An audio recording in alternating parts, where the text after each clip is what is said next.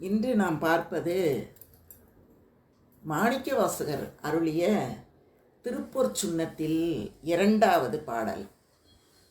என்ன பாடுறாரு அப்படின்னா, பூவியல் வார்சடை எம்பீரார்க்கு பொத்திரு சுண்ணம் மீடிக்க வேண்டும், மாவின் படுவகிர் அன்ன கண்ணீர் வம்மின்கள் வந்துடன் பாடுமின்கள், கூமின் தொண்டர்பூரம் நிலாமே குனிமின் தொழுமின் எங்கோன் எங்கூத்தன், தேவியும் தானும் வந்தெமையாள செம்பொன் சுண்ணம் செம்பொன் செய் சுண்ணம் மேடித்து நாமே.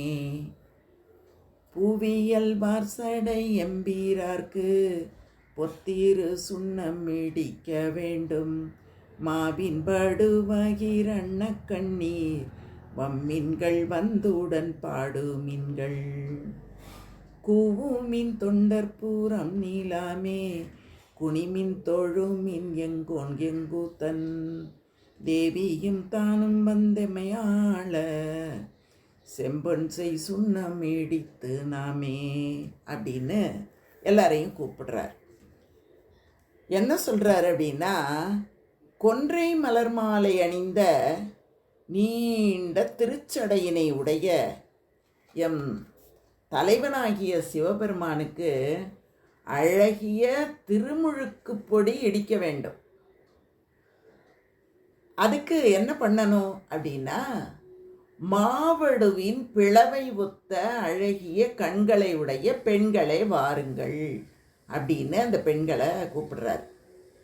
ஏன் அந்த மாதிரி மாவடு கண்கள் அப்படின்னு சொல்கிறாருன்னா, இந்த சோறு சாப்பிட முடியாமல் இருக்கும்போது ஒரு கொஞ்சம் மாவடு கிடச்சா போதும், அந்த சோறு முழுவதையும் நம்மால் உண்டு விட முடியும்.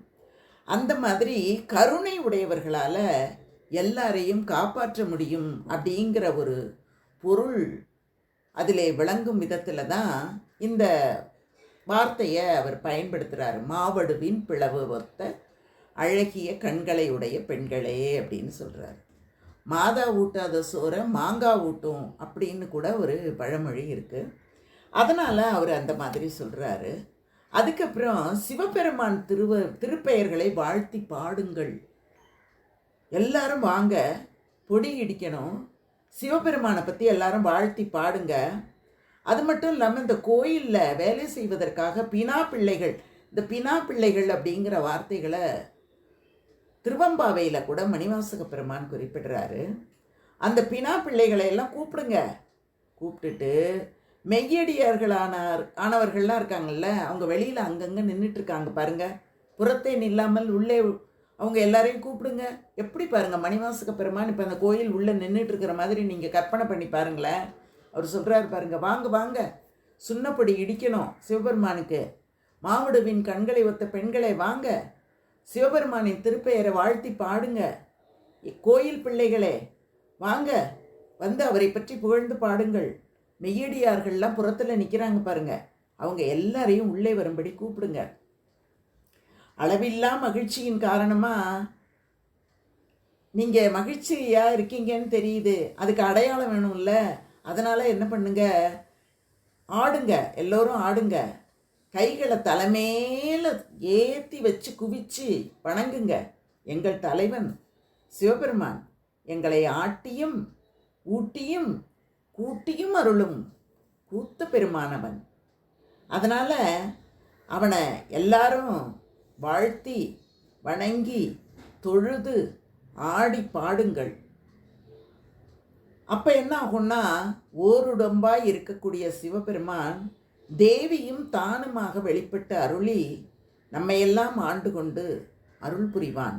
அதனால் அந்த அருளோடு கூடி நாம் அவனுக்கு மணப்பொடியை இடிப்போம் அப்படின்னு அவர் கூப்பிடுறாரு. இது மட்டும் இல்லாமல் இறைவன் 3 வடிவங்களை உடையவன். இந்த இடத்துல அந்த 3 வடிவங்களையும் சொல்கிறாரு. உருவம், அருவுருவம், அருவம் அப்படிங்கிற 3 வடிவம். சிவபெருமான் லிங்க வடிவமாக இருக்கும்போது அவன் எப்படி இருக்கிறான் அப்படின்னா அருவுருவமாக இருக்கிறான். சிவசக்தி சுரூபமாக தோன்றும்போது உருவம் உடையவனாக இருக்கிறான். ஆனால் எல்லோரும் வணங்கும்போது அவன் அருவமாகத்தான் இருந்து எல்லோருக்கும் அருள் புரிகிறான் என்ற ஒரு பொருளிலே இவர் இந்த பாடலை குறிப்பிடுகிறார். நமசிவாய வாழ்க, நாதன் தாழ்வாழ்க, இமைப்பொழுதும் என் நெஞ்சில் நீங்காதான் தாழ்வாழ்க. ஓம் நமசிவாய. வாழ்க வாழ்க வாழ்க.